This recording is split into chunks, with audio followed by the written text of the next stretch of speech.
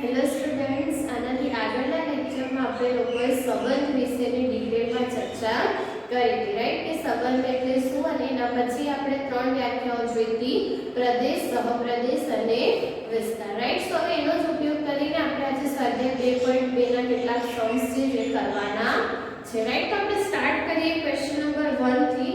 તો question number 1 માં તમને લોકોને શું કીધું છે કે એક ગણ આપેલું છે, રાઈટ? કે a = 1 થી કરીને 14. એના પછી તમને r વ્યાખ્યાયિત કરીને આપ્યું છે કે xy કે જ્યાં 3x - y = 0 થાય, રાઈટ? એ કન્ડિશન સાથે એક સંબંધ વ્યાખ્યાયિત કરીને આપ્યો છે, અને ઓબ્વિયસલી x અને y બંને શેમાંથી લેવાના છે? a માંથી. એટલે કે a ક્રોસ a પર વ્યાખ્યાયિત એક સંબંધ તમને લોકોને આપેલો છે એવું તમે કહી શકો, રાઈટ? તો a ક્રોસ a પર વ્યાખ્યાયિત સંબંધ છે. તો આપણે શું કીધું છે તમને ક્વેશ્ચનમાં કે r નો પ્રદેશ, સહપ્રદેશ અને વિસ્તાર મેળવો, રાઈટ? તો હવે સૌથી પહેલા તો કે આપણો જે આ છે ગુણધર્મની રીતે આપેલો છે, તો આપણે શું કરીશું? એને યાદીની રીતમાં કન્વર્ટ કરીશું, સો ધેટ કે પ્રદેશ અને વિસ્તાર લખવા આપણા માટે કેવા થઈ જાય? ઈઝી થઈ જાય, રાઈટ? તો સૌથી પહેલા તો આપણે જોઈએ તો તમને કન્ડિશન કઈ આપેલી છે? તો કે 3x - y = 0. તો આપણે એવું કહી શકીએ કે અહીંયા તમને શું મળશે? તો કે y = 3x જેવું એક સમીકરણ મળશે. અને હવે આપણે શું કરીએ? તો કે x અને y બંને એમાંથી લેવાના છે, તો x ની કિંમતો લેતા જઈએ તો y ની કિંમતો મળતી જશે, રાઈટ? એટલે કે આવું કે જો x = 1 લઈએ તો y 1 લઈ શકીએ, આપણે 1 લઈશું, 2 લઈશું, 3 લઈશું, રાઈટ? સો x = 1 લઈશું તો y = શું થઈ જશે? 3. તો એક પેર શું મળશે? 1 અને 3. સંબંધ જે રીતે વ્યાખ્યાયિત છે જે કન્ડિશન માટે, તો એ કન્ડિશન માટે xy પેર કઈ હશે એ શોધવાની છે, ઇન શોર્ટ, રાઈટ? એવી જ રીતે x = 2 લેશું તો y = શું થશે? 6. એટલે કે બીજી પેર કઈ હશે? 2 અને 6. x = 3 લઈશું તો y = 9, રાઈટ? એટલે ત્રીજી પેર શું હશે? 3 9. x = 4 લઈશું તો y = શું હશે? 12, એટલે કે 4 અને 12. હવે તમે x = 5 લેશો તો 15 થઈ જશે y ની વેલ્યુ, રાઈટ? તો 5 અને 15 એવી પેર થશે. બટ અગેન કે બંને x અને y ની વેલ્યુ આપણે તો શેમાંથી લેવાની છે? a માંથી. તો અહીંયા y ની જે વેલ્યુ છે એ તમારી શું થઈ જશે? 15 થશે. એટલે કે એ તો જે 15 જે છે એમાં છે જ નહીં, રાઈટ? એટલે નથી, એટલે આ પેર આપણે કન્સિડર નહીં કરી શકીએ, રાઈટ? એટલે કે ઇન શોર્ટ આપણાને r માં કેટલી પેર મળશે? તો કે 4 પેર મળશે. એટલે r ને આપણે લખવું હોય તો યાદીની રીતે આ રીતે લખી શકીએ: 1 3 2 6 3 9 અને 4 12.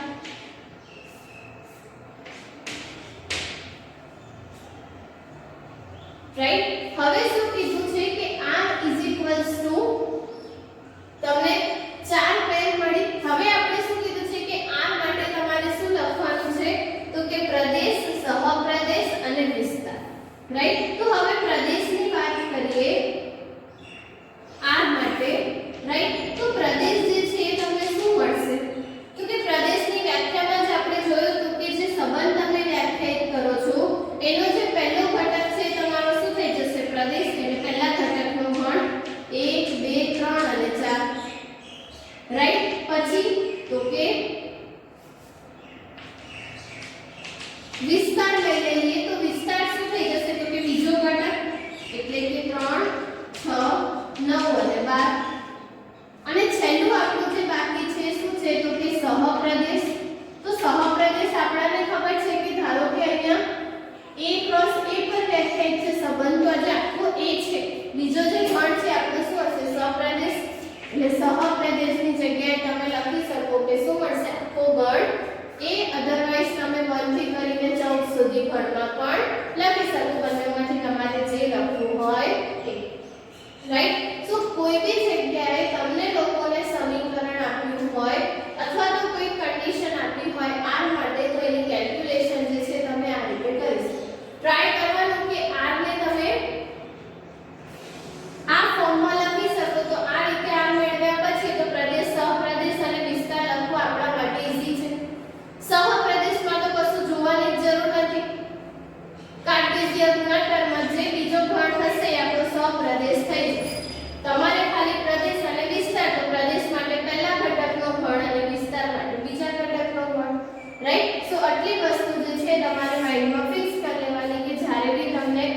સંબંધ માટેની ગણતરી કરવાની હોય તો આ પ્રોસેસ કરવાની છે, રાઈટ। એવી જ રીતે તમને બીજો ક્વેશ્ચન આપ્યો છે, તો બીજો ક્વેશ્ચન જોઈએ તો એમાં બી તમને સેમ એક નાનકડું સમીકરણ આપ્યું છે કે y = x + 5,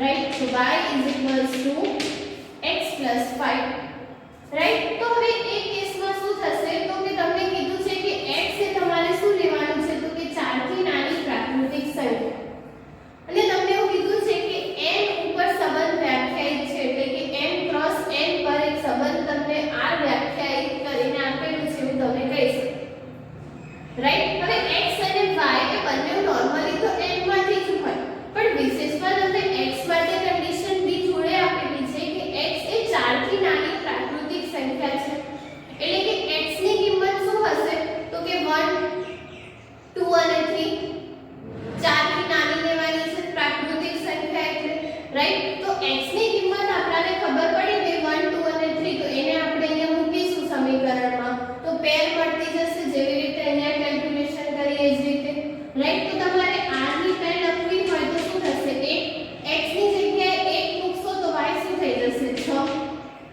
એવી જ રીતે 2 તો 2 મૂકશો તો શું થઈ જશે 5 ને 2 7, રાઈટ। અને 3 મૂકશો તો શું મળશે તમને,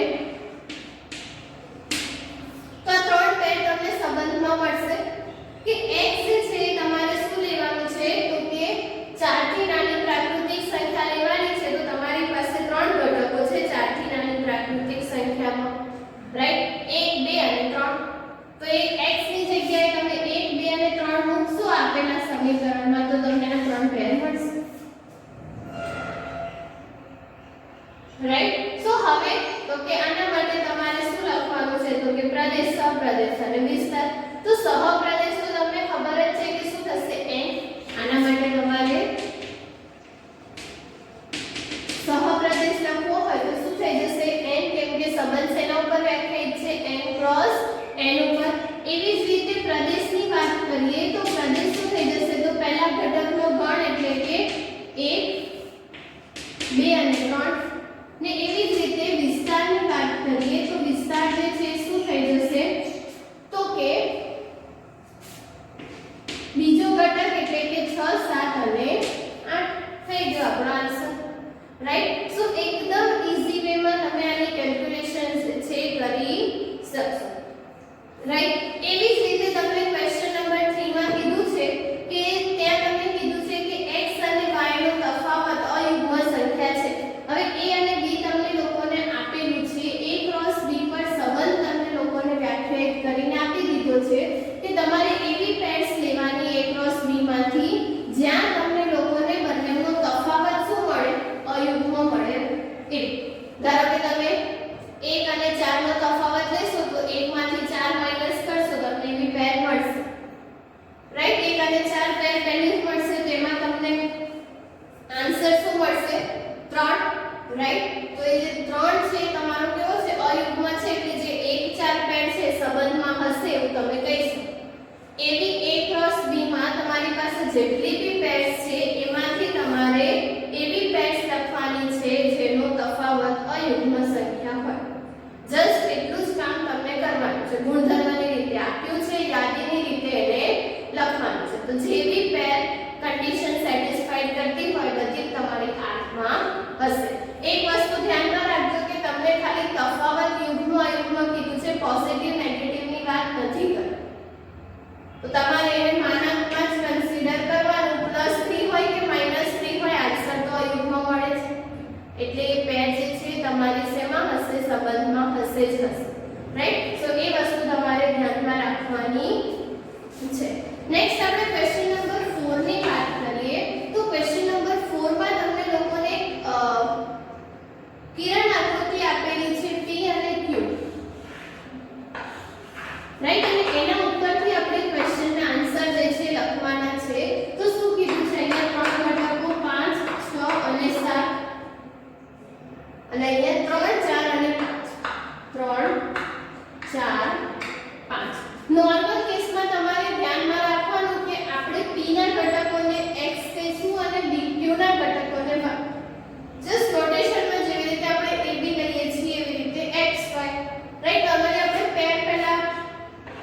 યામ માટે બી લખતા હતા તો આ જ રીતે, રાઈટ, x અને y.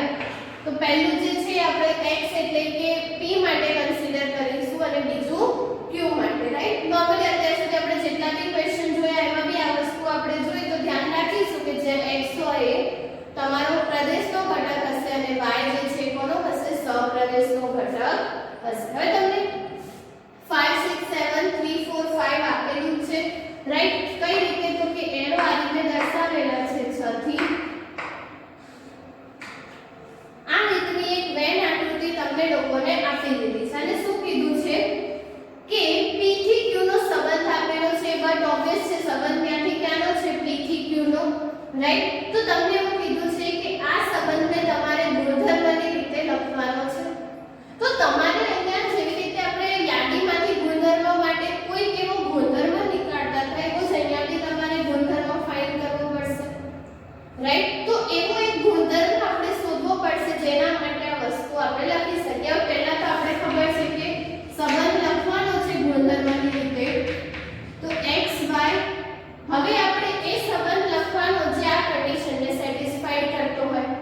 તો અહીંયા તમે જુઓ કે નોર્મલી આપણી પાસે પેર શું હશે તો ગુણધર્મની રીતે લખીએ એના પહેલા એને યાદીની રીતે લખી દઈએ સો ધેટ આપણા માટે થોડુંક કામ જે છે ઈઝી થઈ જશે. યાદીની રીતે લખશો તો આપણને ખબર છે પહેલી પેર કઈ હશે 5 3, બીજી કઈ હશે 6 4 અને ત્રીજી કઈ હશે 7 5,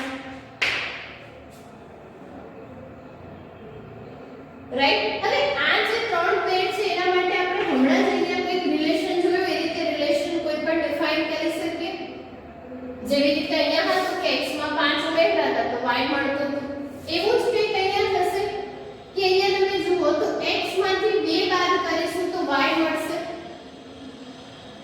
5 માંથી 2 માઈનસ કરીશું તો 3 મળશે. 6 માંથી 2 માઈનસ કરીશું તો 4 મળશે. 7 માંથી 2 માઈનસ કરીશું તો 5 મળશે. તો આ રિલેશનને આપણે આ રીતે લખી શકીએ કે y x 2 યા તો તમે લખી શકો x y 2. વાત બંને એકની એક જ છે. જ્યાં તમારે ધ્યાનમાં રાખવાનું કે x જે છે p માંથી હશે અને y જે છે q માંથી હશે. તો જેવું તમને અહીંયા આપેલું હતું ગુણધર્મની રીતે એવું જ આપણે અહીંયા દર્શાવી દીધું, રાઈટ. સો બંને ક્વેશ્ચનનો આન્સર થઈ ગયો આ તમારો ફર્સ્ટ અને આ તમારો સેકન્ડ કે યાદીની રીતે અને ગુણધર્મની રીતે ગુણધર્મની રીતે અને યાદીની રીતે લખો તો આપણે લખી દીધું. આપણે લખતા જસ્ટ તમારે આ જે આકૃતિ છે એને સમજવાની છે કે p થી કરીને q પર આ વ્યાખ્યાયિત છે. p થી q એટલે આ જે તમે એરો દર્શાવ્યો છે પેર વચ્ચેનો સંબંધ દર્શાવે છે, રાઈટ. એટલે જે બી સંખ્યા વચ્ચે એરો હોય ને તમારે એઝ અ પેરમાં લખી જ દેવાનું. 5 3 6 4 7 5 થઈ ગયું કામ, રાઈટ. સો ઈઝીલી તમે એની કેલ્ક્યુલેશન જે છે કરી શકશો. અને પછી તમને શું કીધું છે કે એના પ્રદેશ અને વિસ્તાર તો એઝ યુઝ્યુઅલ પ્રદેશ માટે પહેલો ઘટક તો 5 6 અને 7 અને વિસ્તાર શું થઈ જશે તો કે 3 4 અને 5 બીજો ઘટક. અને સપ્રદેશ તો તમને ખબર જ છે આખો ગણ q એટલે કે 3 4 અને 5. પૂછ્યું નથી બટ તમારે લખવું હોય તો તમે ઈઝીલી એને લખી શકો, રાઈટ. સો આ વસ્તુ તમારે ધ્યાનમાં રાખવાની છે કે પ્રદેશ સપ્રદેશ વિસ્તારની કેલ્ક્યુલેશન જ્યારે તમને વેન આકૃતિ આપી હોય ત્યારે તમારે કઈ રીતે કરવાની છે, રાઈટ. બીજી વસ્તુ કે નેક્સ્ટ ક્વેશ્ચન જે તમને આપ્યો છે એમાં બી સેમ વસ્તુ તમારે ફોલો કરવાની છે. શું કીધું છે તમને લોકોને કે a b સંબંધ એ રીતે ડિફાઇન કરીને આપ્યો છે કે a 1 થી 6, right. So ab belongs to a એટલે કે a ક્રોસ a પર એક સંબંધ વ્યાખ્યાયિત કરીને આપ્યો છે અને તમને કીધું છે કે b એ a વડે વિભાજ્ય છે.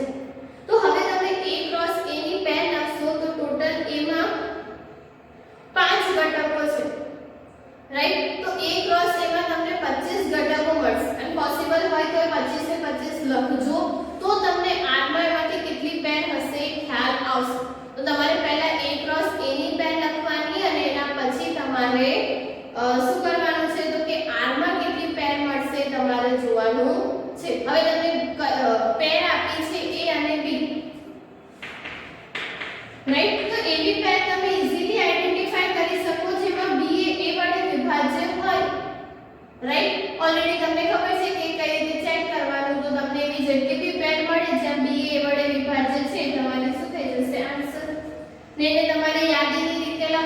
જસ્ટ એનો પ્રદેશ અને વિસ્તાર મેળવવાનો છે. તો r તમે વ્યાખ્યાયિત કરો એમાં તમને જે પહેલો ઘટક મળે એ તમારો પ્રદેશ અને બીજો ઘટક મળે એ વિસ્તાર. રાઈટ? સો એ જે ક્વેશ્ચન છે તમારે હોમવર્કમાં કરવાનો છે. એના પછી બી તમે ક્વેશ્ચન નંબર 6 જોશો તો એમાં બી તમને કશું જ નવું નથી આપેલું. જસ્ટ તમને ત્યાં બી એક સંબંધ વ્યાખ્યાયિત કરીને આપેલો છે. શું કીધું છે કે r x x 5 x x 5 અને x belongs to 0 to 5. Wet અહીંયા પેરની જગ્યાએ તમને આપેલું છે. રાઈટ? તો શું કીધું છે x x 5 જેમ x કેમાં બિલોંગ કરે છે તો કે 0 થી 1 2 3 4 અને 5. તો આ જે સંબંધ છે એનો પ્રદેશ અને વિસ્તાર મેળવવાનો છે. તો હવે આને તમે ગુણધર્મની રીતે આપ્યું છે, યાદીની રીતે લખતા આવડે. x ની જગ્યાએ 0 મૂકો તો y શું થઈ જશે 0 + 5. x ની જગ્યાએ 5 એ 5 કિંમત મૂકવાની છે એટલે તમને 5 પેર મળશે. ઓબ્વિયસ વસ્તુ છે. 1 મૂકશો તો 6, 2 મૂકશો તો 7, 3 મૂકશો તો 8, 4 મૂકશો તો તમને 9 અને 5 મૂકશો તો 10. થઈ ગયા તમારો આ વ્યાખ્યાય. અને હવે આના માટે પ્રદેશ અને વિસ્તાર લખતા આવડે. પ્રદેશ તમારો શું થઈ જશે તો કે 0 1 2 3 4 અને 5. રાઈટ? અને તમારો વિસ્તાર શું થઈ જશે તો કે 5 6 7 8 9 અને 10. રાઈટ? સો ઈઝીલી તમે ત્યાં પ્રદેશ અને વિસ્તાર જે છે લખી શકો. રાઈટ? સો આ રીતે તમારે ત્યાં શું કરવાનું, દરેક ક્વેશ્ચનમાં આ જે છે એને ટ્રાય કરવાનો કે યાદીની રીતે લખી શકો. એક વખત યાદીની રીતે લખશો તો પ્રદેશ અને વિસ્તાર ઓટોમેટિક તમને સમજમાં આવી જશે. રાઈટ? એના પછીનો ક્વેશ્ચન બી તમે જોશો તો એમાં બી તમને સેમ વસ્તુ કીધેલી છે કે r કઈ રીતે વ્યાખ્યાયિત છે તો કે x and x3. રાઈટ? અને x શું કીધું છે 10 કરતા નાની અવિભાજ્ય સંખ્યા. તો હું એવું કહી શકું કે x જે છે એની કિંમત કઈ કઈ હશે હું ડાયરેક્ટ લખી દઉં છું. રાઈટ? 10 કરતા નાની અવિભાજ્ય સંખ્યા આપણને ખબર છે કઈ કઈ છે તો કે 2 3 5 અને 7.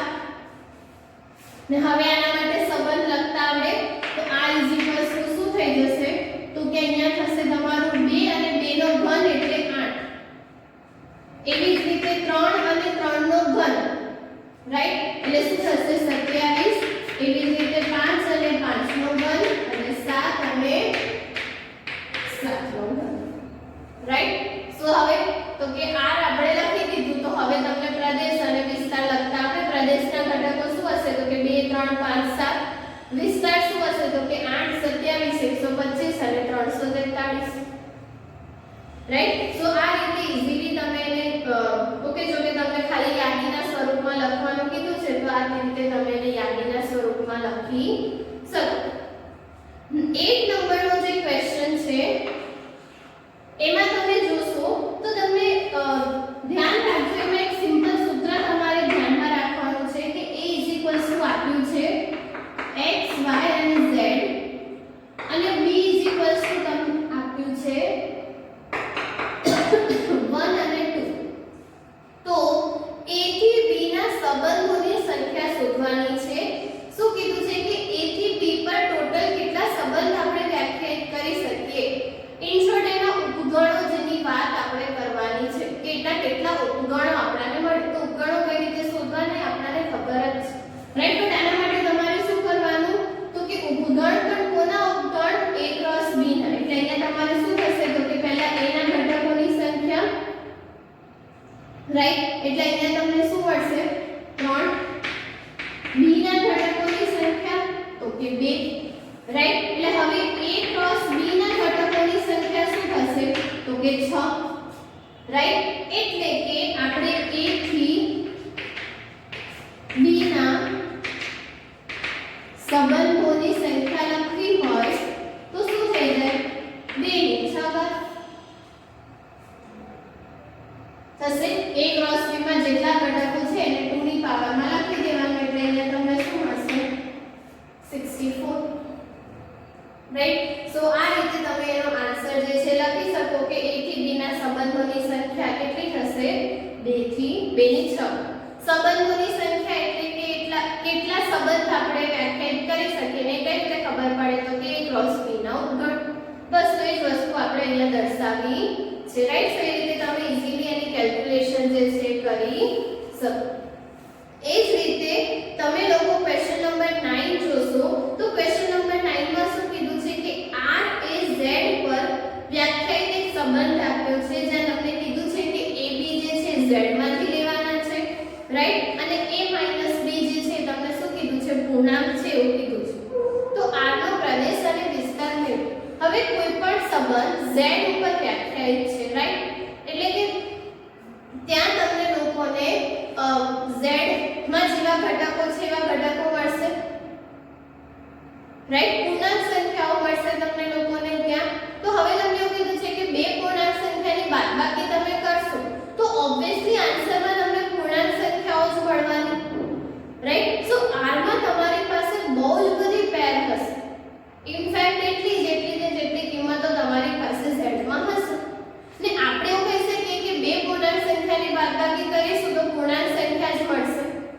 એટલે આપણે એવું કહી શકીએ કે એનો જે પ્રદેશ અને જે વિસ્તાર હશે બંને શું હશે પૂર્ણાંક સંખ્યાઓનો ગણ એટલે કે z.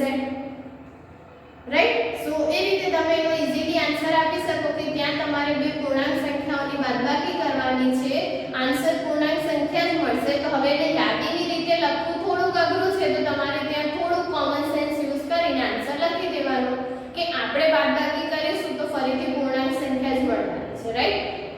સો ત્યાં તમારે ડાયરેક્ટ લખી દેવાનું કે એનો પ્રદેશ અને વિસ્તાર જે છે શું હશે તો કે z. રાઈટ. એટલે કે પૂર્ણાંક સંખ્યાઓનો ગણ. રાઈટ. સો આ રીતે તમે જે સંબંધ વ્યાખ્યાયિત કરવાના છો એ સંબંધને રિલેટેડ જેટલા બી સમ છે તમારે આ રીતે એને ગુણધર્મની રીતે આપ્યું હોય તો યાદીની રીતે લખવાના. યાદીમાંથી ગુણધર્મ ખાસ આ ફિગર સમજવાનો ટ્રાય કરજો. એ ફિગર પરથી બી તમને આન્સર લખવાના કીધા હોય તો એ બી તમે ઈઝીલી લખી શકશો. રાઈટ. સો અહીંયા જે આપણું સ્વાધ્યાય 2.2 જે છે કમ્પ્લીટ થાય છે. રાઈટ. આઈ હોપ કે સંબંધમાં તમને પ્રોપરલી ખ્યાલ આવ્યો હશે. હજુ બી સમની એક બે વાર પ્રેક્ટિસ કરજો તો તમને એનો પ્રદેશ વિસ્તાર સહપ્રદેશમાં પ્રોપરલી ખ્યાલ આવશે. રાઈટ. સો ધેટ આપણે જ્યારે વિધેયની વાત કરીશું તો તમે એને ઈઝીલી અન્ડરસ્ટેન્ડ કરી શકશો કે વિધેય જે છે એક્ચ્યુઅલી છે શું. રાઈટ. તો આ વાત થઈ ગઈ સંબંધની. મેં કીધું એમ કે નેક્સ્ટ વિડિયોની અંદર આપણે લોકો વિધેયની ચર્ચા કરીશું. ઓકે.